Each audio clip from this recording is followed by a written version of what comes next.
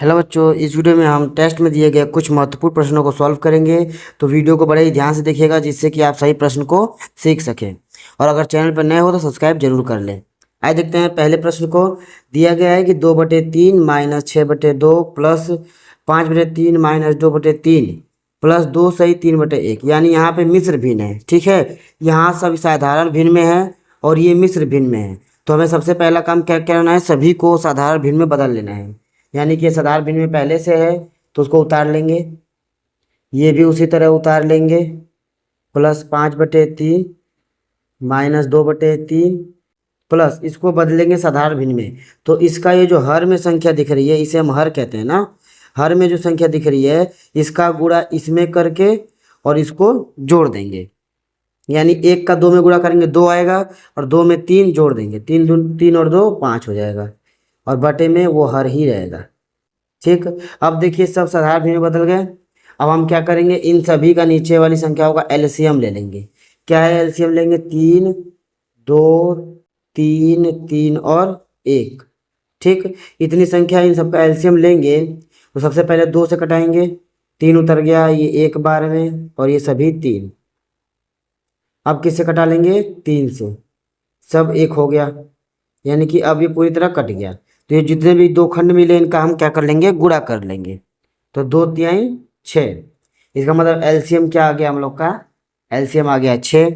अब देखिए प्रत्येक हर से, यानी ये सभी जो नीचे में हर हैं इन सब से एक एक करके इसको डिवाइड करेंगे, भाग देंगे और जितना आएगा उसका गुणा इसके ऊपर वाले अंश में कर लेंगे। ये देखिए 3 है, 3 से डिवाइड करेंगे यानी 3 के टेबल में कितने बार में आता है, 3 1 जा 3, 3 2 जा 6, 2 बार में।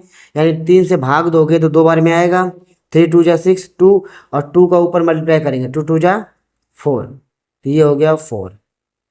ठीक, उसी तरह यहाँ देखिए माइनस है तो माइनस, अब 2 से डिवाइड दीजिए। यानी ये जो इसे क्या कहते हैं हम, डिनोमिनेटर, इसे न्यूमरेटर। तो डिनोमिनेटर की नंबर से हम ये जो एलसीएम लेके डिनोमिनेटर बनाते हैं इसमें डिवाइड करते हैं। तो 2 से डिवाइड करो, 2 से कितने बार में कटेगा, 3 बार में, 2 तिहाई 6, 2 3 जा 6, 3 का ऊपर मल्टीप्लाई 3 6 जा 18 प्लस 3 2 जा 6, 5 2 जा 10 माइनस 3 से डिवाइड करो 2 बार में, 2 2 जा 4 प्लस 1 से क्या करेंगे, इसको डिवाइड करेंगे, 6 बार में कटेगा 1 से और 6 का ऊपर मल्टीप्लाई करेंगे तो 6 5 जा 30। अब देखिए ये भी प्लस वाला है, ये प्लस वाला और ये प्लस वाला, इन सभी प्लस वालों को जोड़ लेंगे तो 30 10 40 और 4 44 यानी 30 है और 10 जोड़ देंगे तो 40 और 40 और 4 44। अब माइनस में माइनस वाले को जोड़ लेंगे, -18 और -4, तो जोड़ देंगे तो आ जाएगा -22 अपॉन में 6। ठीक, अब यहाँ देखिए क्या आ जाएगा, तो 44 में 22 घटाएंगे तो क्या आ गया 22 अपॉन 6। ये हो जाएगा हमारा इस प्रश्न का आंसर। आइए देखते हैं प्रसंख्या 2 को। इसमें देख सकते हैं आप, ये दिया है घात में। ठीक, तो सबसे पहले ध्यान दीजिए कि घात वाले प्रश्न में क्या करना होता है। देखिए अलग प्रश्न आ गया, ध्यान समझिएगा। तो इस प्रश्न में क्या करेंगे हम लोग कि 4/2 है, यहाँ भी आधार। देखिए घात वाले प्रश्नों में इसे हम घात कहेंगे यानी पावर, और इसे आधार यानी बेस। ठीक, ये बेस होता है और ये पावर्स होती है। तो अगर बेस बराबर है तो पावर को जोड़ देंगे या घटा देंगे। कब जोड़ेंगे, जब मल्टीप्लाई होता है, गुणा होता है तो पावर्स को जोड़ देते हैं, यानी 5 3 जुड़ जाएगा। और अगर डिवाइड है, भाग है, तो ये पावर क्या हो जाएंगी, घट जाएंगी। मगर प्लस है तो ये हिस्सा अलग हो जाएगा। ठीक है, हमें सिर्फ इतने को एक साथ सॉल्व करना है। जब इतने का आंसर आ जाएगा तब इसको सॉल्व करेंगे। समझ में आया। ठीक है, क्योंकि गुणा और भाग अलग सॉल्व होता है। अगर बीच में प्लस आ गया तो वो वहीं से, जहाँ प्लस है वहीं से 2 हिस्से में बट जाता है। ठीक, तो ये देखिए 4/2 आधार बराबर, ये भी 4/2, ये भी 4/2, यानी यहाँ पे आधार यानी कि बेस सब बराबर है। तो इन सब के बदले हम 1 लिखेंगे 4/2 और इन पे पावर हो जाएगा ये 3, ये गुणा का प्लस, ये 5, ये भागे का डिवाइड का माइनस और ये 8। ठीक, अब ये बाहर वाला प्लस 4/2। ठीक है, अब यहाँ देखिए क्या करेंगे हम लोग कि 4/2 पावर 3 और प्लस प्लस में है जोड़ देंगे। तो 4/2 पर पावर 8 -8 प्लस 4/2। ठीक, अब देखिए 8 में से 8 गया तो क्या बचेगा, 4/2 पे पावर 0 प्लस 4/2। ठीक है, अब यहाँ देखिए जब भी किसी भी संख्या पे, दुनिया की कोई भी संख्या हो, कैसी भी टेढ़ी मेढ़ी संख्या हो, कोई ABCD क्यों ना हो, अगर उसके ऊपर पावर 0 आ गया तो उस पूरे का मान 1 हो जाता है। क्या हो जाएगा, 1। घात शून्य होने पर मान क्या होगा, 1 प्लस 4/2। ठीक, जोड़ देंगे तो एलसीएम 2, और ये देखिए 2 एकम 2 और प्लस 4, यानी आ गया हमारा आंसर 6/2। ये हो जाएगा आंसर। ठीक, आइए देखते हैं प्रश्न संख्या 3 को।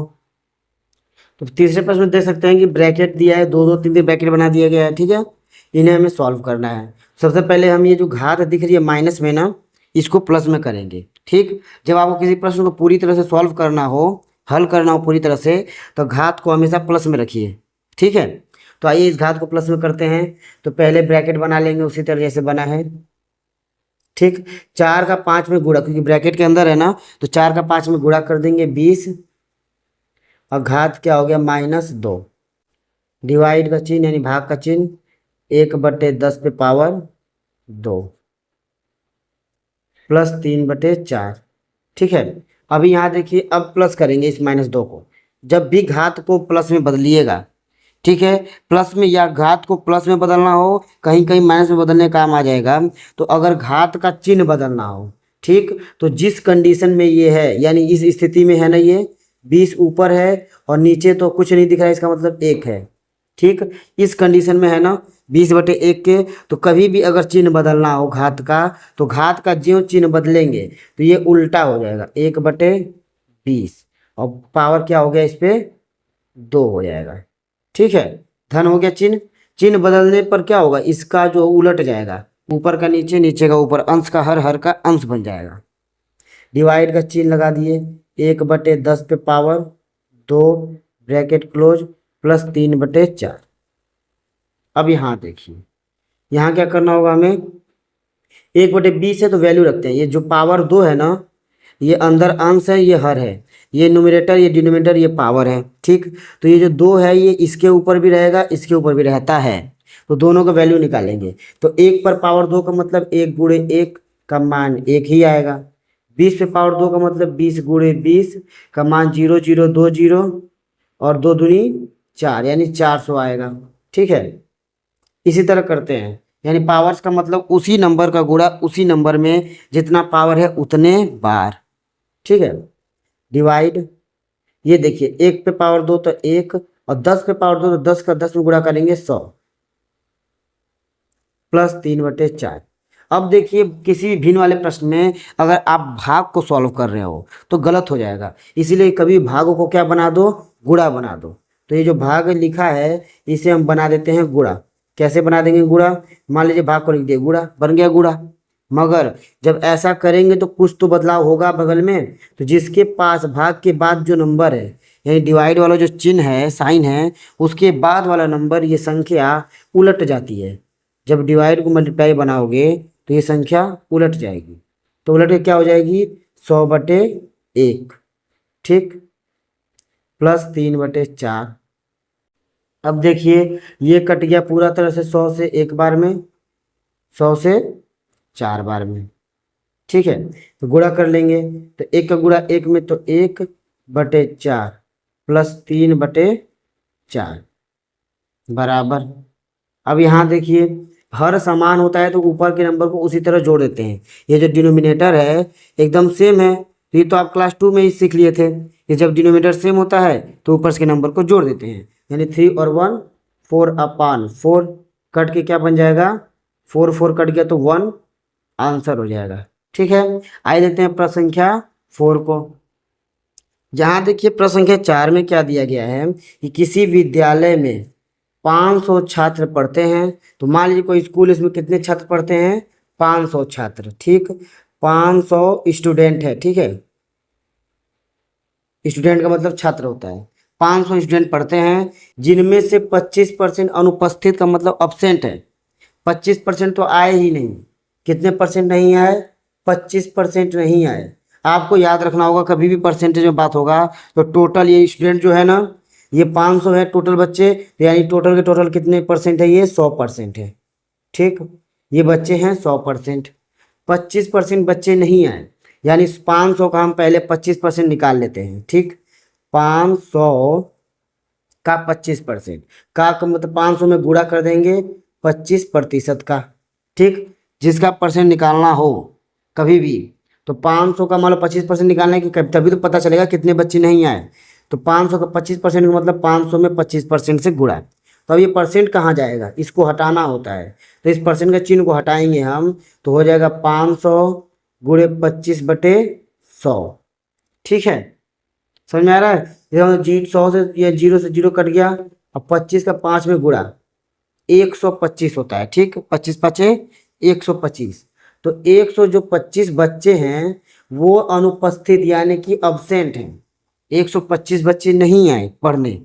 ठीक, तो पूछा कितने छात्र उपस्थित हैं। जब 125 बच्चे अनुपस्थित नहीं आए हैं तो कितने छात्र आए होंगे, 500 में से 125 नहीं आए तो कितने आए, देखिए 5 10, 10 में से 5 गया 5, 9 में से 2 गया तो 7, और इस 4 में से 1 गया तो 3, यानी 375 बच्चे बच गए।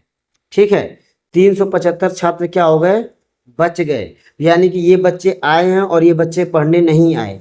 तो आपका आंसर क्या हो जाएगा, 375, 375 स्टूडेंट इज प्रेजेंट। ठीक है, आइए देखते हैं प्रश्न संख्या 5 को। तो 5वें प्रश्न में दिया गया है कि निम्न की परिभाषा दीजिए। जैसे कि कुछ संख्याएं होती हैं जिन्हें आप लोग गलत कर देते हैं, जैसे अवयव संख्या किसे कहते हैं आपको नहीं पता होता है, कहीं कहीं गलत कर देते हैं। ठीक है, तो इन्हें एक बार देख लीजिए, और ये भी बहुत ही महत्वपूर्ण होता है, बहुत बार बड़े बड़े प्रश्नों में, बहुत बड़े बड़े पेपरों में भी पूछ देता है। ठीक है, तो इन्हें देख लीजिए एक बार। जैसे पहला क्या, अभाज्य संख्या, इसे आप इंग्लिश में कहते हो को प्राइम नंबर। ठीक है, क्या कहेंगे इंग्लिश में, को प्राइम नंबर। तो ये जो होता है सहभाज्य संख्या किसे कहते हैं। ठीक, तो ये जो सहभाज्य संख्या है यह कोई एक संख्या नहीं होती है। ध्यान सुनिएगा मेरी बातों को, क्योंकि ये परिभाषाएं हैं, ध्यान से सुनेंगे तभी आएगा। जो सहभाज्य संख्या होती है यह कोई एक संख्या नहीं होती है, कोई भी दो संख्या होती है। मान लीजिए 1 और 3, कोई ऐसी दो संख्या जिसका आप HCF लो, यानी कि इनमें से कोई भी, दुनिया में कोई भी ऐसा भी कोई टेबल नहीं है जो इन दोनों को काट दे। ठीक, इन दोनों को विभाजित कर दे, उसे हम सहअभाज्य संख्या कहते हैं। याद रखिएगा, सहअभाज्य संख्या लिखने का मतलब ऐसी दो संख्या का जोड़ा, 2 या 3 या 4 ऐसी दो संख्याओं का जोड़ा जिनका कोई कॉमन ना मिले। कॉमन का मतलब कोई भी HCF ना हो। ठीक, तो 1 और 3 में कोई कॉमन नहीं है। मान लीजिए 5 ले लिए और 9 ले लिए, इसमें भी कोई कॉमन नहीं है। देख रहे हैं ना, ये दोनों संख्या क्या है, सहअभाज्य संख्या है। मगर 6 ले लोगे और 9 ले लेंगे तो यह सहअभाज्य संख्या नहीं है। ठीक, यह देख रहे हैं ना सहअभाज्य संख्या नहीं, क्योंकि ये देखिए 3 से कट गया 2 बार में, 3 से कट गया 3 बार में, तो ये तो अब जो बना ये 2 3 ये सहअभाज्य संख्या है, मगर ये 6 और 9 सहअभाज्य संख्या नहीं था। तो सहअभाज्य संख्या का मतलब ऐसी दो, देखिए क्या लिखेंगे, परिभाषा लिखेंगे आप कि ऐसी दो संख्याओं का समूह। ठीक, ऐसी दो संख्याओं का समूह जिनका कोई उभयनिष्ठ ना हो, जिनका एक के अलावा कोई उभयनिष्ठ ना हो। ठीक, यानी वो किसी भी संख्या से विभाजित ना हो, उन्हें हम कहते हैं सहअभाज्य संख्या। जैसे 7 2, ठीक, 10 और 3 ले लो, कटेगा ही नहीं आपस में किसी भी टेबल से। ठीक है, 50 ले लो और 7 ले लो, कभी नहीं कटेगा दोनों आपस में। ठीक, ये दोनों आपस में, तो ऐसी होती है सहअभाज्य संख्या है, ऐसी दो संख्याओं का समूह जिनमें कोई भी उभयनिष्ठ ना हो। ठीक, तो उन्हें हम क्या कहते हैं, सहअभाज्य संख्या। अगला देख लीजिए, पूर्णांक। पूर्णांक क्या कहलाता है, पूर्णांक को इंग्लिश में हम लोग कहते हैं इंटेजर, इंटेजर्स। ठीक, ये बहुत ही महत्वपूर्ण परिभाषा है, क्योंकि ये बहुत बार पूर्णांक दे दिया जाता है। ठीक है, पूर्णांक का उपयोग हम बहुत ज़्यादा करते हैं। पूर्णांक किसे कहेंगे, इंटेजर्स। देखिए जैसे आप पढ़ते हैं ना मैथ में, 1 पढ़ लिए, 2 3 4 इस तरह पढ़ लिए, तो ये जो प्लस में सब संख्याएं पढ़ते हैं ये होती हैं प्राकृतिक संख्या। Natural number. और इसके इधर बीच में जीरो होता है, ठीक, और इधर क्या हो जाएगा, -1, -2, -3, अनंत तक, इसी तरह एकदम लास्ट तक, इसी तरह एकदम लास्ट तक। इसे हम पूर्णांक कहते हैं, जिसमें जीरो भी होता है, प्लस की सब संख्या होती है और माइनस की सभी संख्या होती है। उन्हें क्या कहेंगे, पूर्णांक कहेंगे, ठीक है, इंटेजर कहेंगे। ठीक, इसकी परिभाषा होती है कि ऋणात्मक संख्याओं को पूर्ण संख्या में, क्या लिखोगे इसकी परिभाषा, पूर्ण संख्या में ऋणात्मक संख्या को सम्मिलित कर लेने से पूर्णांक बन जाता है। ठीक है, आइए देखते हैं अगली परिभाषा। तो अगला जो है वो है आपका पूर्ण संख्या। पूर्ण संख्या किसे कहते हैं, whole number, WHOLE, whole number. ठीक, इसे देखिए होल नंबर किसे कहते हैं, तो कुछ नहीं होता है। देखिए इसकी परिभाषा आप लिखेंगे कि प्राकृतिक संख्या में, प्राकृतिक संख्या जानते हैं ना, अभी देख लेंगे। ठीक, प्राकृतिक संख्या में जीरो को सम्मिलित कर लिया जाए तो वो पूर्ण संख्या यानी होल नंबर कहलाता है। जैसे देखिए जीरो हो 1 2 3 डॉट डॉट डॉट अनंत तक। ठीक है, जीरो के साथ और सभी प्लस वाली संख्याएं, ठीक, सभी धनात्मक संख्याएं और जीरो, ठीक, शून्य और सभी धनात्मक संख्याओं का समूह पूर्ण संख्या कहलाता है। ठीक है, इस तरह परिभाषा कैसे लिख लेंगे, शून्य और सभी धनात्मक संख्याओं का समूह, शून्य और सभी धनात्मक संख्याओं का समूह पूर्ण संख्या कहलाता है। पूर्णांक में शून्य और धनात्मक तथा ऋणात्मक संख्याओं का पूरा समूह। ठीक है, शून्य और सभी धनात्मक तथा ऋणात्मक संख्याओं का समूह पूर्णांक कहलाएगा।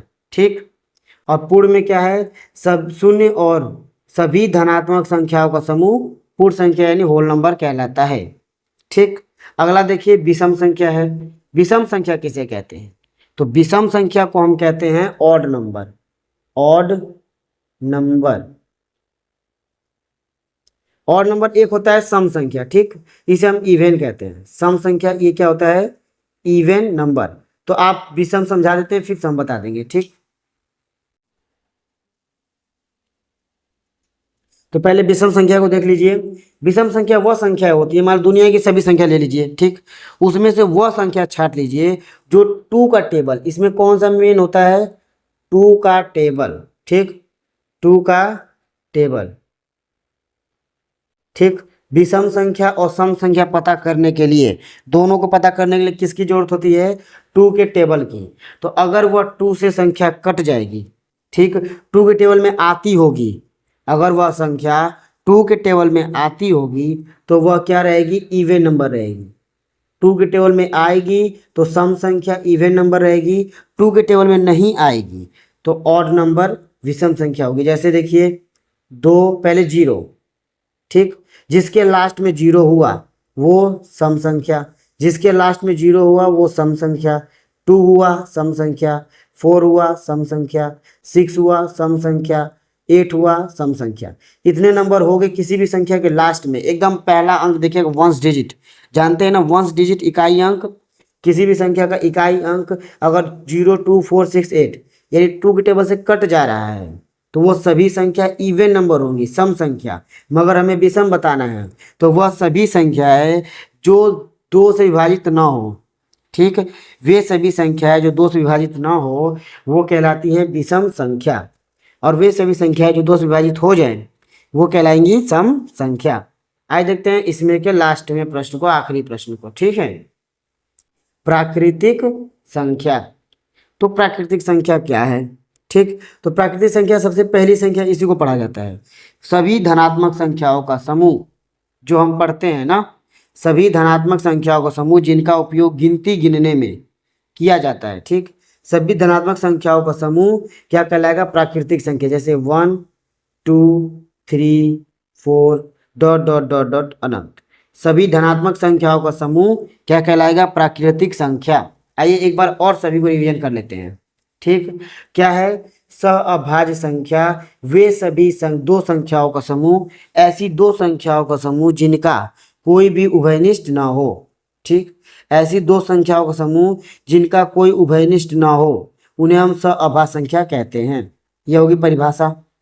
दूसरे की परिभाषा, पूर्णांक की परिभाषा, वे सभी संख्याएं, ठीक है, शून्य तथा सभी, क्या लिखोगे परिभाषा पूर्णांक की, शून्य, शून्य तथा सभी धनात्मक संख्याओं तथा ऋणात्मक संख्याओं का समूह पूर्णांक कहलाता है।